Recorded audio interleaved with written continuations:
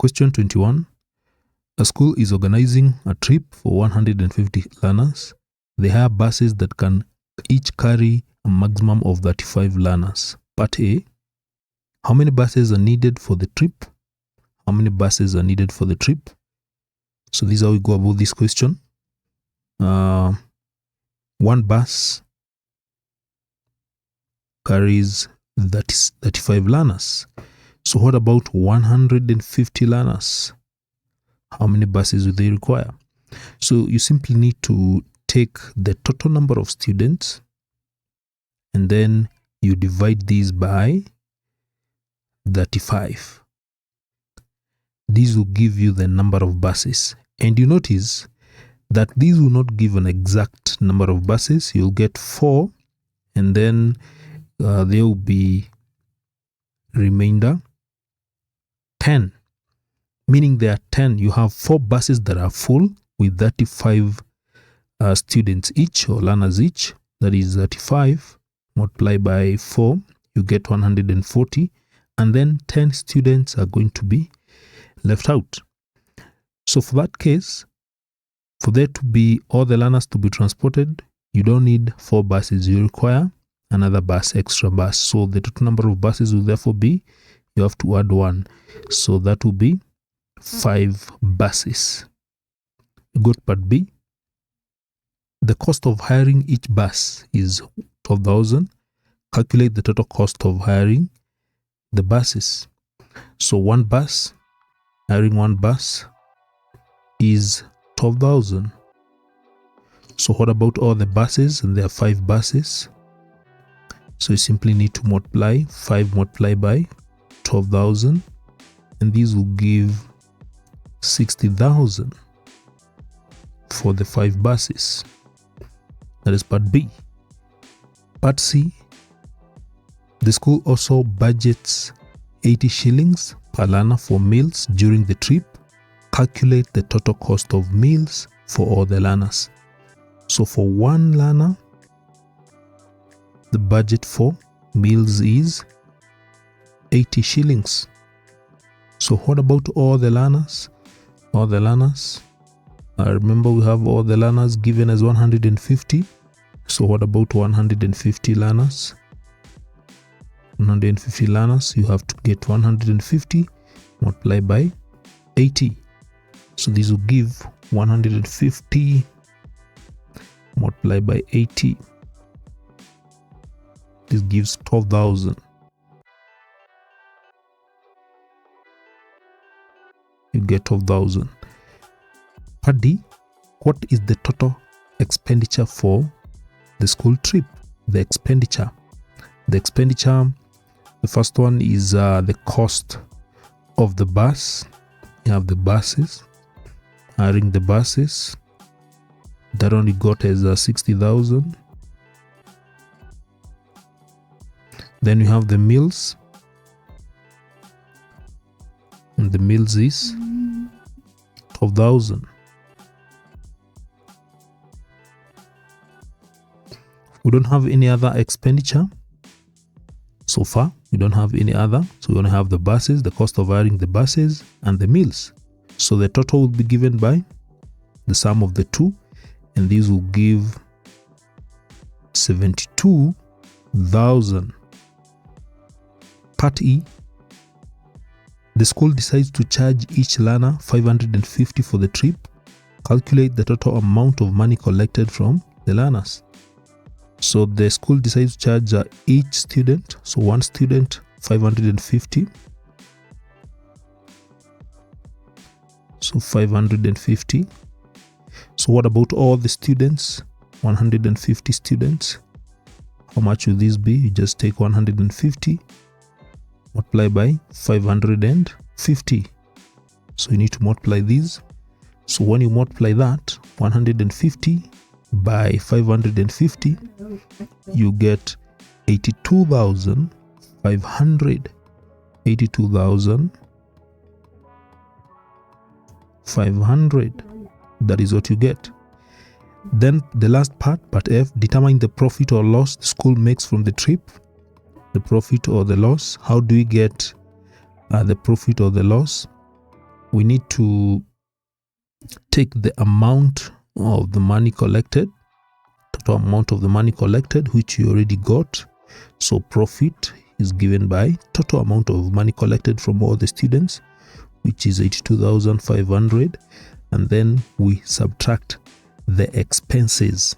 We got the expenses in part D, which was 72,000.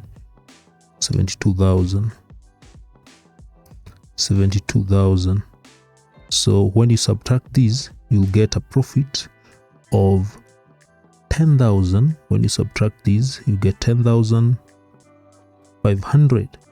So that is the profit. Question 22. A farmer has a rectangular piece of land measuring 80 meters long and 50 meters wide. So this is there. Part A, calculate the area of the farmer's land in square meters. So in square meters, so you can see the shape of that land, that is a rectangle. So to get the area of that piece of land, which is in the shape of a rectangle, we simply need to use the formula for getting the area of a rectangle, which is length times the width. So it measures 80 by 50. So to get the area is equals to length times width, which is the length is 80 meters, then the width is 50 meters. So when you multiply these, you get 4,000 meters squared. Part B, calculate the perimeter of the land. How do we get the perimeter of this land that is in the shape of a rectangle? So perimeter is given by 2 into brackets length plus the width. So this will give 2, the length is 80 meters, the width is 50 meters. So this will give 2 multiplied by 80 plus 50, that will give 130 meters. And this, when you multiply 2 times 130, you get 260 meters. That is the perimeter. Part C, the farmer decides to fence the land using wire mesh. The cost of the wire mesh is 150 per meter. What will be the total cost of fencing the land? So the cost of wire mesh is 150 per meter. So that means 1 meter costs 150 shillings. So what about the entire fencing, the entire land? This will require 260, the perimeter. What about 260 meters? So you just need to multiply. So 260 multiplied by 150. So 260 by 150 by 150, this will give 39,000. So the cost will be 39,000. That will be the cost of fencing the entire land. Part D, the farmer plants maize on 4-3. There's a mistake here. This one is supposed to be 3/4. The farmer plants maize on not 43, but 3/4 of the land. The farmer plants maize on 3/4 of the land. That is how it's supposed to be. Mistake there, sorry for that. And beans on the remaining part. What area of the land is planted with maize? So for maize 3/4 of the land. So it will be 3/4 of the total size of the land. The total size of the land, we get it from the first part, the area of the land, which is 4,000 meters squared. So for maize, it will be 3/4 of that, 4,000. And these will give by 4, 1 by 4, 1,000. These will give 3,000 meters squared. So that is the one that is occupied by maize, 3/4. The rest, beans. What? Part E, what area of the land is planted with beans? So for maize, remember the total, it is easy to get this. The total land is 4,000. That is the area of the total land is 4,000 meters squared. The one occupied by maize already is 3,000. So that means the remaining becomes automatically for beans. So if we have the total as 4,000 meters squared, then we have the maize taking 3,000 meters, then the remaining will be for beans. So you just take 4,000, subtract 3,000, and that will give 1,000 meters squared. That is for beans. So part F, if the farmer harvests 5 kg of maize per square meter from the area planted with maize, what is the total mass of maize harvested in kilograms? So that means that for 1 meter square, now from the area planted with maize, there is a harvest of 5 kg. What area is covered by maize? It is in the other part E. So we have it here. It is 3,000. 3,000 is the area. So what about 3,000 meters squared? How many kg will be obtained from that? So you just multiply these. So you have 3,000 multiplied by 5, and this will give 15,000 kilograms. Question 23. A shopkeeper buys 200 packets of juice at 25 shillings per packet. Part A. What is the total cost of the juice packets? What is the total cost? The total cost. So to get the total cost, you simply need to take the number of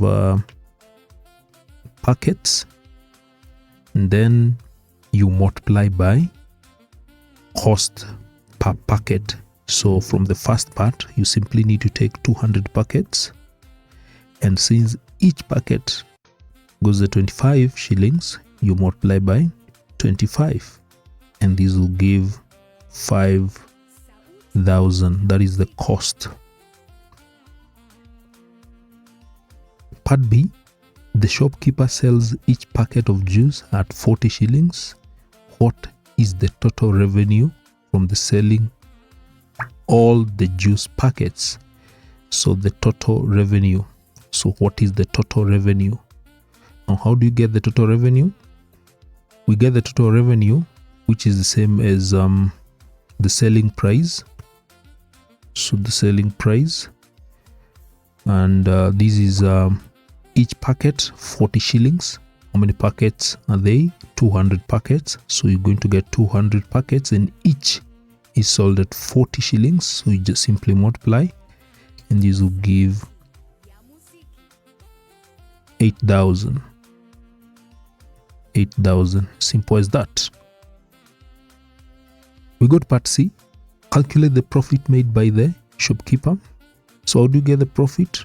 Profit is obtained by taking the selling price, subtract the cost price. Selling price is 8,000. The cost price is the one that we calculated from the first part, which is 5,000. The total cost of the juice packet, that is 5,000. And this will give the difference is the profit, that is 3,000. Part D, the shopkeeper offers a discount of 10% on the selling price for customers who buy more than 10 packets at once. If a customer buys 15 packets of juice, what will be the discounted price per packet? So a discount of 10% is given, the condition of buying more than 10 packets. So, and that is given on the selling price. Remember, what is the selling price of one packet? It is given here. We have it in part B. The shopkeeper sells each packet at 40 shillings. That is the selling price. But this will not be the case if you buy more than 10. If you buy more than 10, you get a discount of 10% for each packet. And since this customer bought 15 packets, that is more than 10, we'll get a discounted price of 10%. So we get the discount. So discount discount will be given by 10%. 10 divided by 100 times 40. So this will give 4 shillings. 4 shillings per packet is the discount. Therefore, now the discounted price per packet will not be 40, so the price will be less, 4 shillings.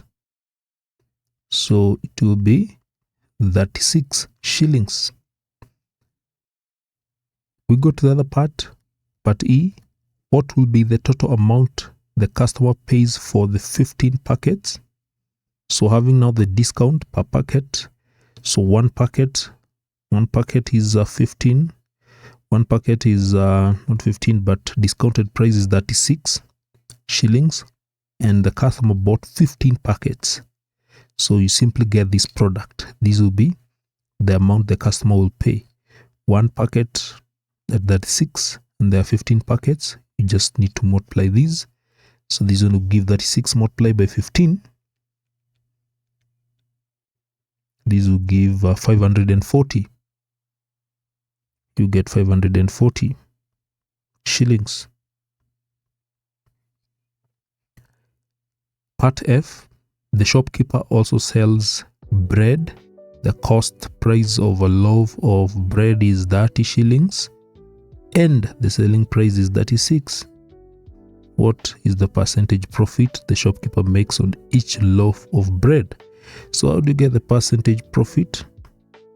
This is given by the profit divided by the cost price to multiply by 100. So how do you get the profit? Profit is obtained by getting the selling price, subtract the cost price, and we have the selling price is 36, the cost price is 30, and this gives 6 shillings as the profit. Now getting the percentage profit, you get the profit, which is 6, divided by the cost price, which is 30, multiplied by 100. So this one gives what? 6 1 by 6, 5 by 5 1 by 5, 20. So this gives 20% as the percentage profit. 24.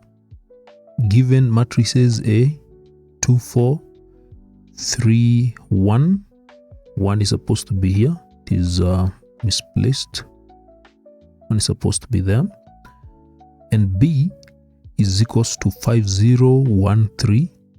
Find the matrix A plus B. So you're supposed to find A plus B.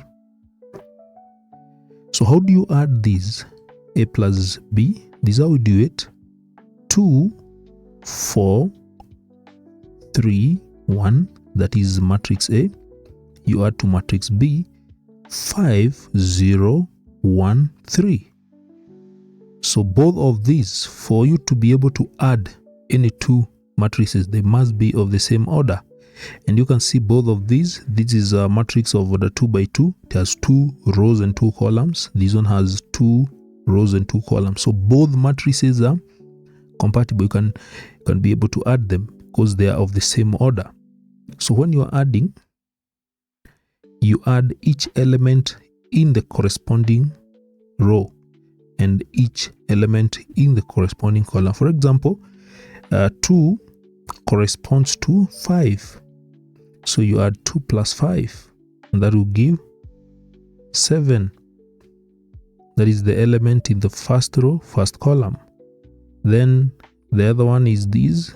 3 corresponds to 1. So 3 plus 1, and that one will give 4. It should come there. You are through with the first row. Go to the second row. For the second row, we have 4 corresponds to 0. So 4 plus 0, that will give 4. Like that. And then the other one is what you have here. 1 corresponds to 3. 1 plus 3, that will give 4. And therefore, we get the solution as that matrix 7 4 4 4. Question 25. A A bag contains 5 red, 3 blue, and 2 green balls. A ball is drawn at random. What is the probability that the ball is not red? What is the probability that the ball is not red? The first thing, get the total number of balls. You have 5 reds plus 3 blues plus 2 greens. So the total number of balls are 10. So what is the probability of picking each one of them? Probability of picking red will be, how many reds are there? There are 5 divided by the total. So that is how you get the probability of picking red. The reds are 5 divided by the total number of balls. Then the probability of picking blue. Blues are 3 divided by the total. Then probability of green. How many greens are there? There are 2 divided by the total. Now, the question is, what is the probability that the ball is not red? The probability that the ball is not red. That means the ball that you're going to pick has to be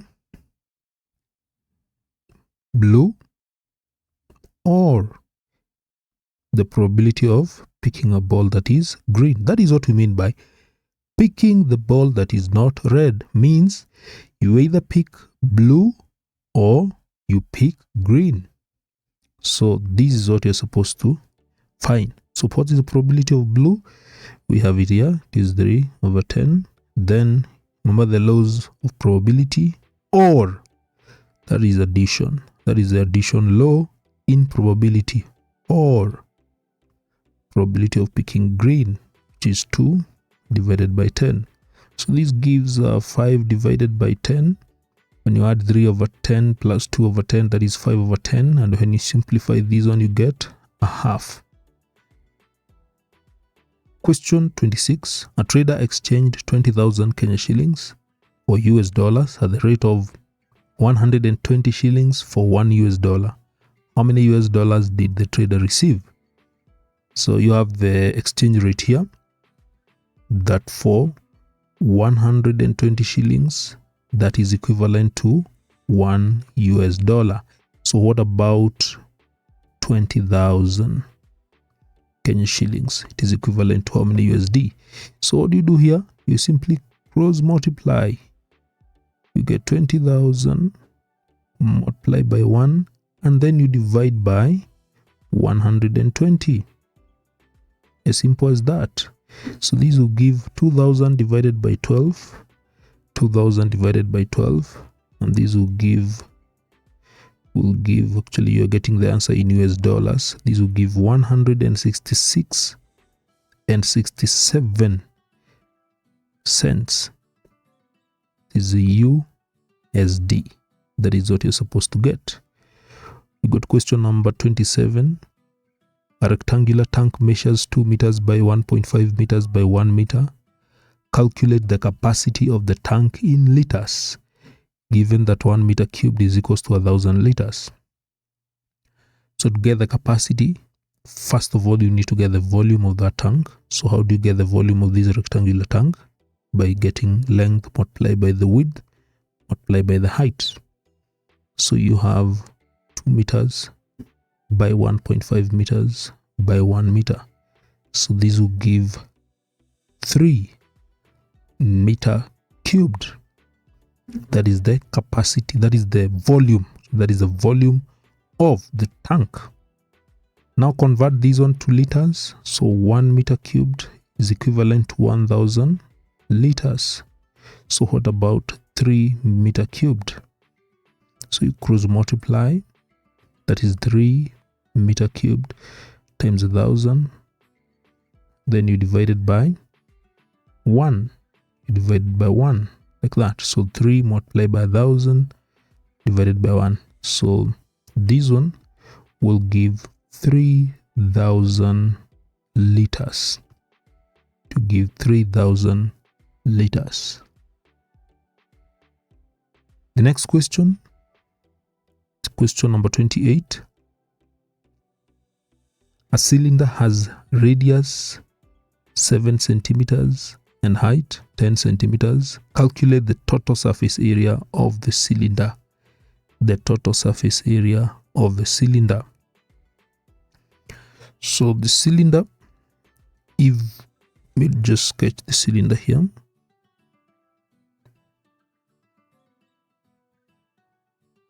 So that is the cylinder, and the cylinder has the radius.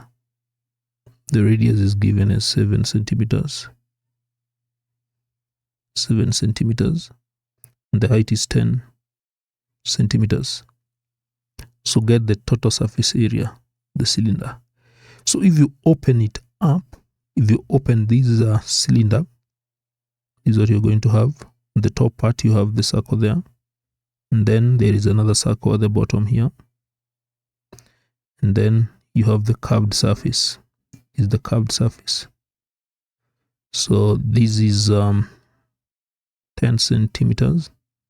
And then this length here, we get it by the circumference pi d. We get it by pi d. And then we have this is 7 centimeters. Then this one is 7 centimeters.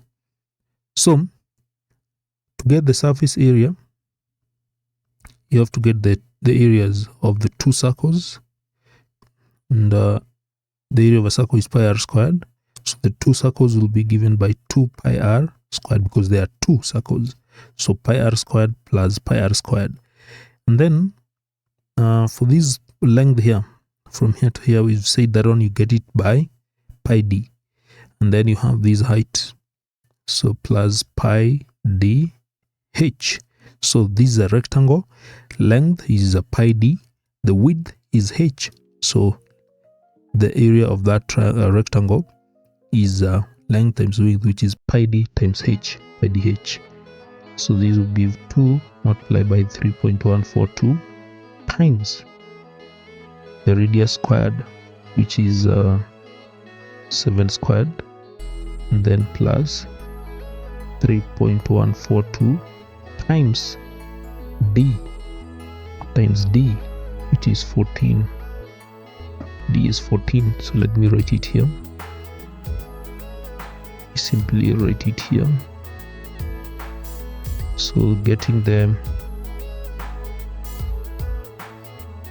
so 2 pi r, so 2 multiplied by 3.142 times the radius, which is 7 squared, plus pi plus diameter. Diameter is 14 since the radius is 7. Then times the h. H is 10. Height is 10.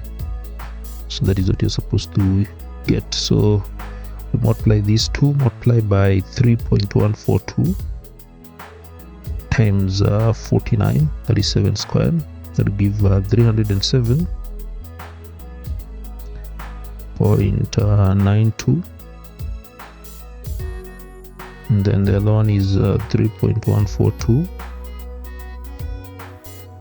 multiplied by 14 multiplied by 10. This will be 439.88. So when you add these, 307.92, you get 747.8, and this is centimeters squared. We go to the next question, 29. A mass of 1500 grams occupies a volume of 500 centimeters cubed. Calculate the density of the substance. The density. How do you get density? Density is obtained by getting mass divided by volume. Do you have the mass? The mass is 1500 grams. The volume is 500 centimeters cubed. So when you work out these, you will divide these and find that it will give 3 grams per centimeters cubed. Question 30. Find the approximate value of 7.065 correct to three significant figures. Correct to three significant figures. So 7.065. These up to where 7 is, this is one significant figure. This is two significant figure, and then this one is three significant figures. So we need it up to that point. So check the next digit after 6. If it is 5 or more, you have to round upwards. If it is less than 5, round downwards. So like this one is 5, because you notice that this one is 5, you have to add 1 here. Add 1 where we have 6, so that you get 7.07. That is correct to three significant figures. 7.07. Question 31. Express logarithm of 1000 to the base of 10 as a simple number. For us to solve this one, you need to recall something, that given logarithm of a raised to power n, and let's say there is a power here.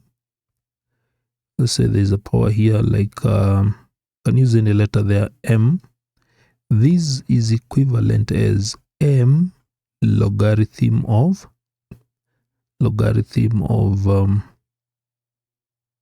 n, the base of a.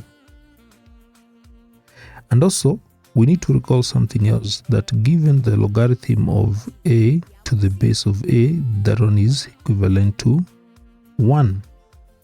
So when you look at this, logarithm of 1000 is equivalent to, if you write 1000 in power form, you'll get this one as logarithm of 10 cubed. So 1000 is the same as 10 cubed, written in power form, the base of 10. Then from here, now this is why we apply this law here. Look at this, look at that. Say that this one will be the same as 3 logarithm of 10 to the base of 10. So up to that point, remember these again, remember that, and try to look at what we have here. So just know that logarithm of 10 to the base of 10 is 1. As long as these are uniform, you can see that and that. So this is 3 logarithm of 10 to the base of 10 will be 3 multiplied by 1, and this one will be 3. Question 32. Solve the simultaneous equations. 3x plus 2y is equals to 12. X minus y is equals to 3. So use any suitable method. It is not specified which method you're supposed to use, so you can use any suitable method. So I will use substitution. So that is equation 1, and this one I can call this equation 2. So I want to use elimination, and I want to eliminate x. So how do I make those ones uniform, 3x and x? To make them uniform, I will need to multiply the second equation by 3, so that I will get 3 times x, that will be 3x. It will be uniform with the 3x in the first equation, and I'll be able to subtract. So equation 1 will remain like that. You don't multiply it with anything that will change it. So 1 multiplied by 1 will just remain the way it is. 3x plus 2y is equals to 12. For the second equation, you multiply everything by 3. So this will be 3x, then minus 3y is equals to 3 times 3, you get 9. So you multiply each term by 3. Then you can see now the x's are uniform. You can see that is uniform with that. So you find it is uniform. Now you can subtract 3x, subtract 3x, that is 0. It has been eliminated. And then 2y subtract, need to be careful here, subtract negative 3. So this will give 2y, negative and negative. When you multiply, that will be positive 3y, and this is 2y plus 3y, that will give 5y.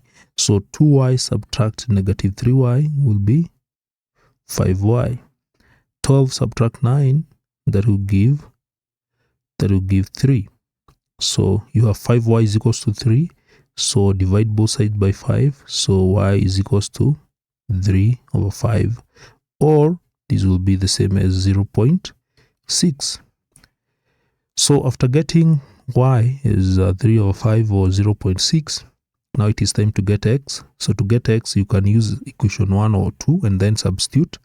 Let me use equation 2 because I see that is the simplest one. So equation 2 is x minus y is equals to 3. Now we have the value of y as 0.6, or you can use 3 over 5. So when you substitute, x minus y, which is 0.6, is equals to 3. So get x. So x is equals to 3 plus, take negative 0.6 to the right hand side. You get that. So x will be 3.6. So y is equals to 0.6 and x is equals to 3.6. Question 33. The number of learners selected to represent their school in various ball games were recorded as shown in the table. So you have the game, football, netball, volleyball, handball, basketball. Then the number of learners are there. So before we draw the pie chart, because that is what you're supposed to do, you're supposed to represent the number of learners selected for each game on a pie chart. You need to do some working. For example, for football, you need to know what degree you're going to measure for that. For netball, for volleyball, the same. So the first thing is to add everything. So you take 18 plus 12 plus 10 plus 9 plus 11. The total here will give 60. When you add, you get 60. So for football, you'll get 18 divided by, so let me just do it here. So football, you get 18 divided by the total, which is 60. Then for pie chart, the sum of angles in a pie chart, that is a circle angles at a point, will be 360. So multiply by 360. And these will give 108 degrees. That is for football. Then for netball, you do the same. There are 12 players. All the players are 60. Multiply by 360. This will give 72 degrees. And then we have volleyball.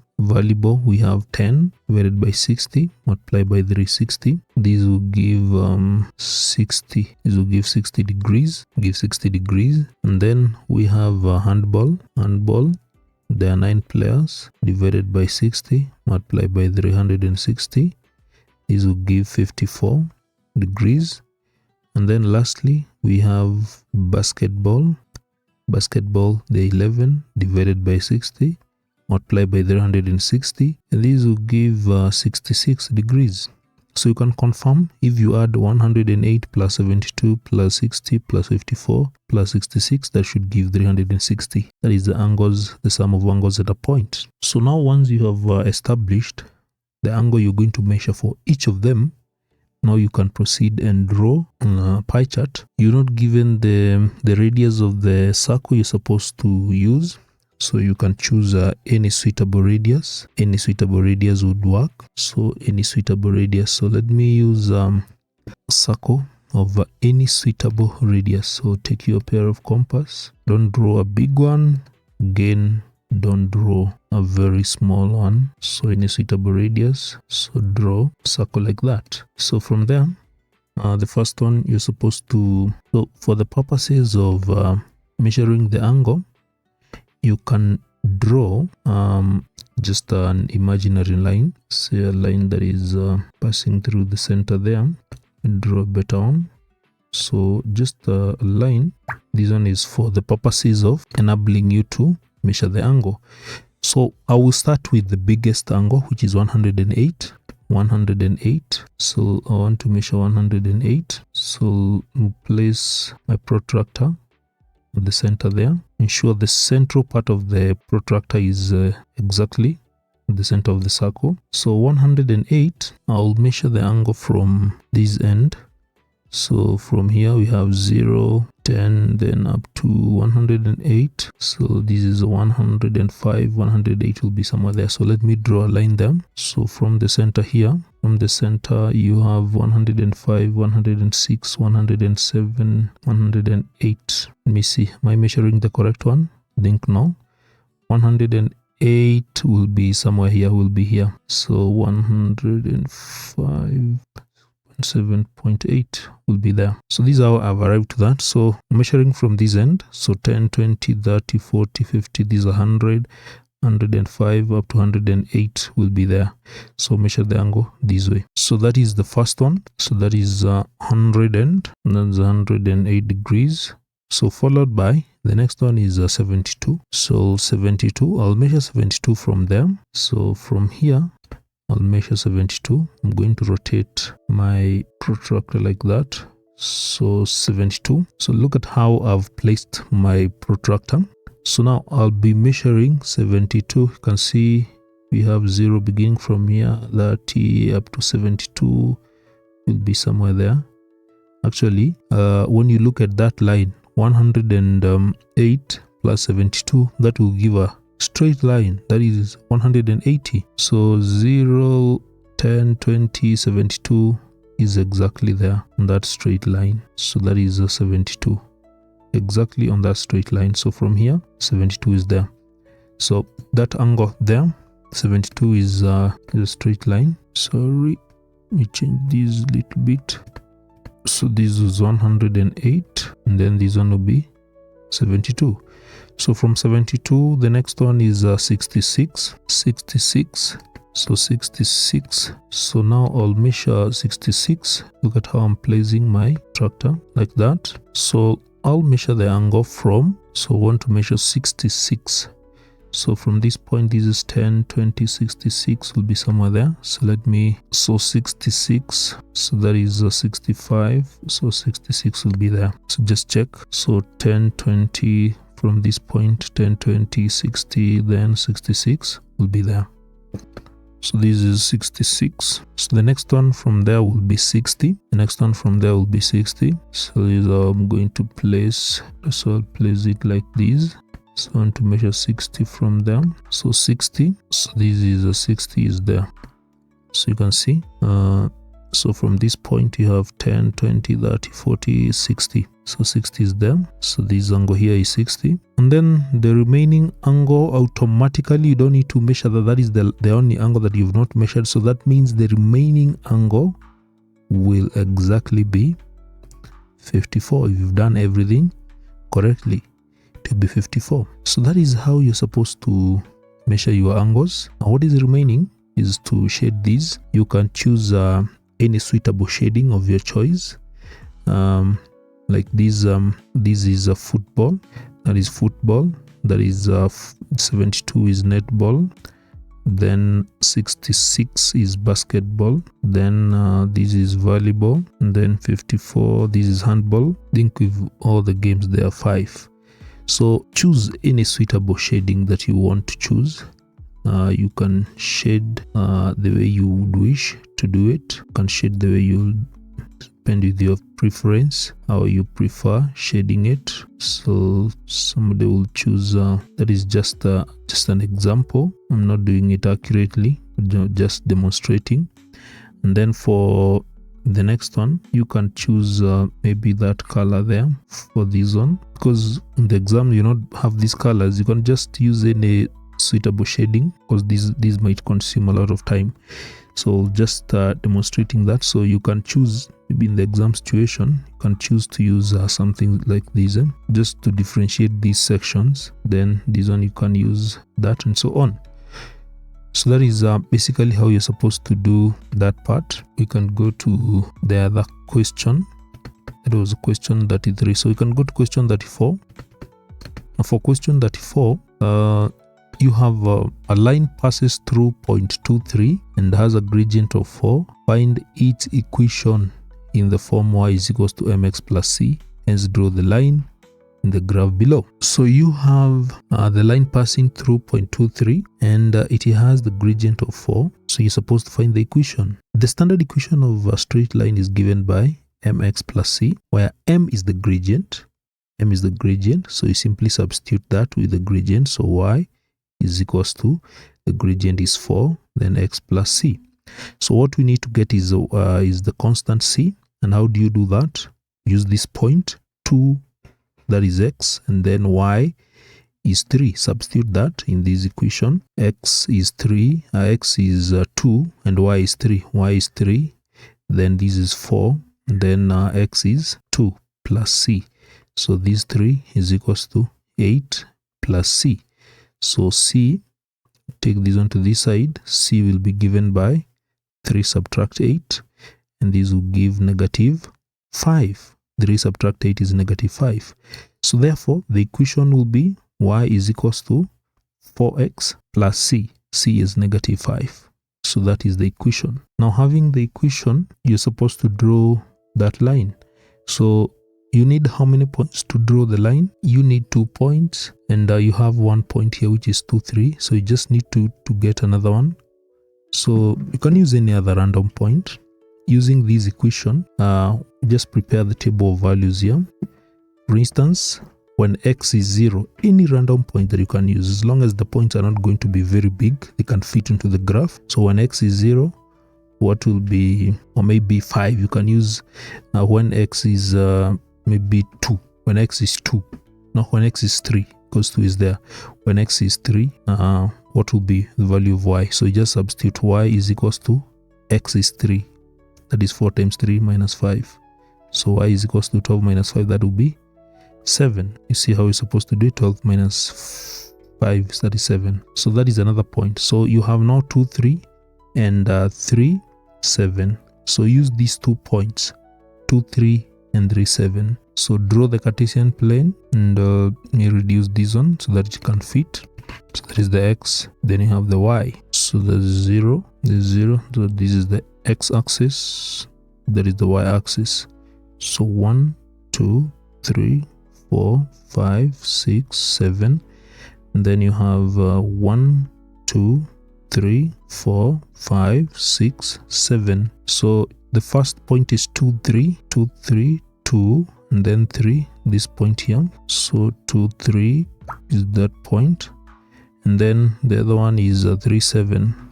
3, 7. So 3, 7 is this point. So you can see 3 and then 7. So that is the point. So 3, 7 is here. So draw a straight line passing through that point. So using a ruler, you draw.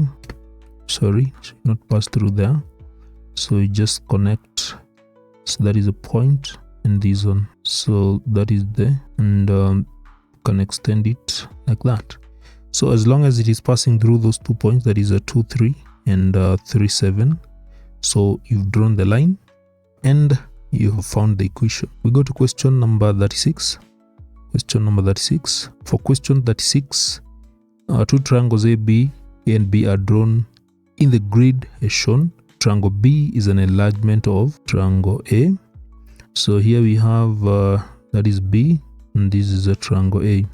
Determine the scale factor of enlargement. The scale factor of enlargement. How do you get the scale factor of enlargement? That is quite easy. Just look at the corresponding sides. I will name this one for the purposes of explaining that. So assuming that this point is x, this point is x here, and then this one is y, and then this one is z, and then you have this point. I can use any other letter.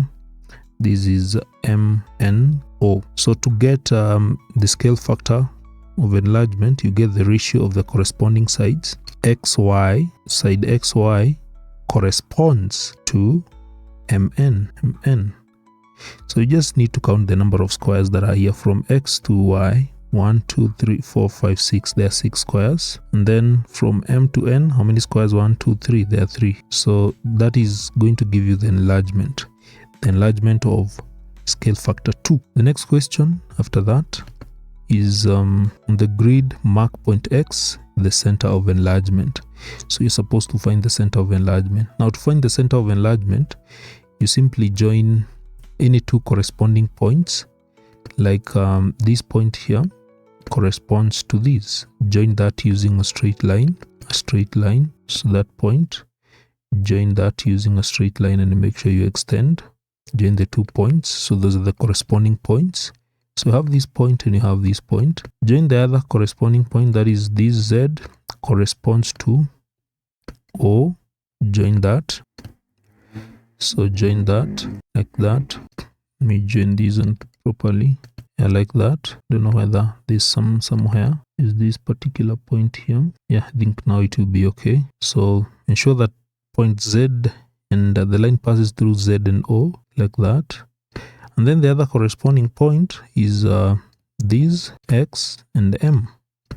Those are the corresponding points. So let me join these again like that. Where these lines meet, the point of intersection of all these lines, when you join the corresponding points, that point corresponds to that, join using a straight line and extend it. Z corresponds to O, join that with a straight line and extend it. Then X corresponds to M, join that and extend it. Where those lines meet, that becomes the center of enlargement. Where those lines extended meet, that is the center of enlargement. So we're going to mark that point as a point X. So that is a point. You know whether there's any question there? Don't have. So we can proceed to the other question. Now for the other question, this one is a question on construction. So to read, using a ruler and a pair of compasses only, construct triangle ABC such that AB is equals to 6 centimeters, BC is equals to 8 centimeters, and AC is equals to 10 centimeters. 5 marks. So how do we construct that? It is always good to start using a sketch. You can always start this using a sketch. So you need triangle ABC. So triangle ABC, assume that that is a triangle that you need as a sketch. So A, B, C, where AB is equals to 6 centimeters, BC is equals to 8 centimeters, and AC is equals to 10. So that is what you need to construct. Only that. So we start with the baseline. Start with the baseline using a ruler.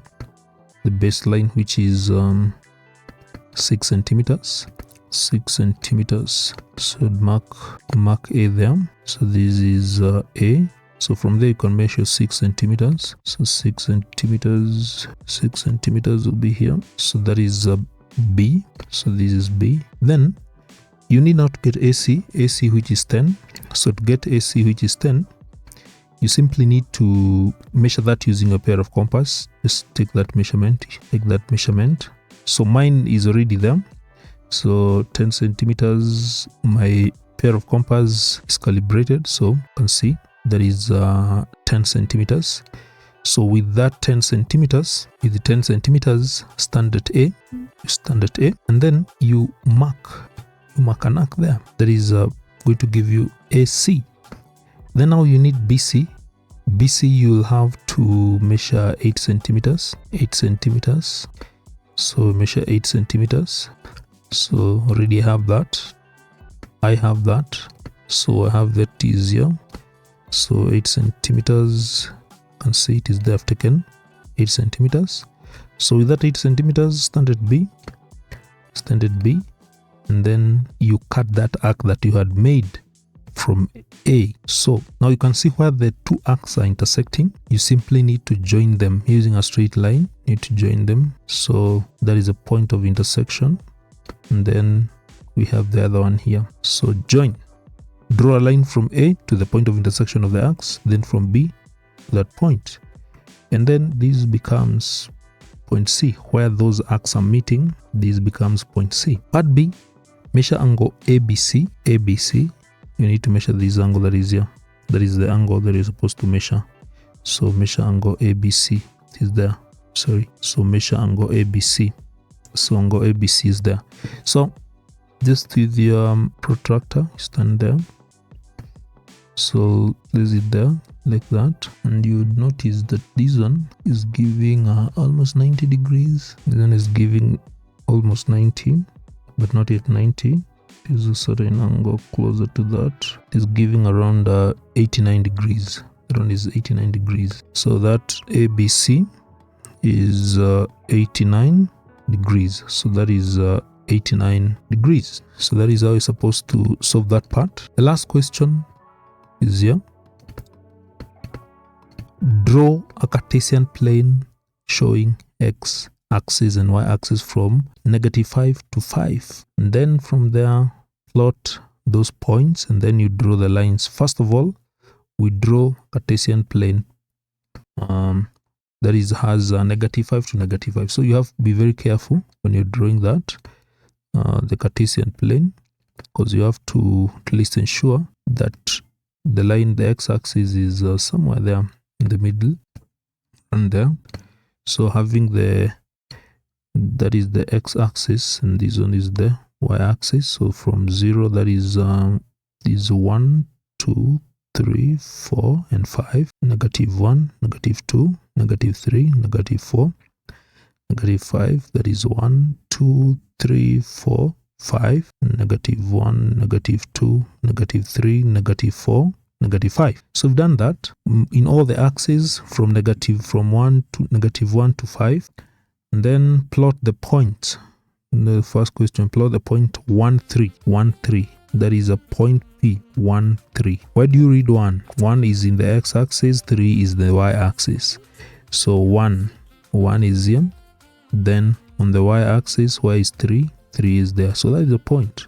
So 1 on the x-axis, 3 on the y-axis. So it is there. So the point is here. 1, 3 is here. That is P, 1, 3. And then Q, -2, -2, -3. So -2 on the x-axis, then -3 on the y-axis. So -2 on the x-axis, -3 on the y-axis. The point is there. So -2, -3 is there.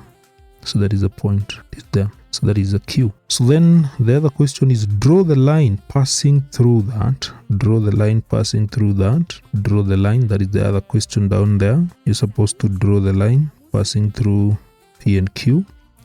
So use a ruler for these. So draw the line passing through P and Q like that. So that is the line. So that is the line. You can see the line there. So that is the line. And then you get the equation.